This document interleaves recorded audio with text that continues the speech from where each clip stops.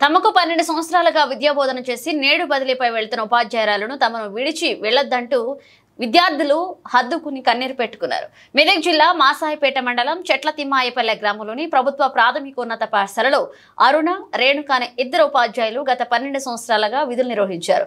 ఇక నిన్న జరిగిన బదిలీలో వారు ఇతర ప్రాంతాలకు బదిలీపై వెళ్తున్నారు. దీంతో విద్యార్థులు ఒక్కసారిగా తమను విడిచి వెళ్లవద్దు అంటూ ఉపాధ్యాయులను అడ్డుకుని కన్నీరు పెట్టుకున్నారు. విషయం తెలుసుకున్న గ్రామస్తులు సైతం పాఠశాల వద్ద చేరుకుని విద్యార్థులకు నచ్చచెప్పి ఉపాధ్యాయులకి వీడ్కోలు పలికారు. ఈ సందర్భంగా ఉపాధ్యాయులు రేణుక, అరుణ సైతం కన్నీరు పెట్టుకున్నారు.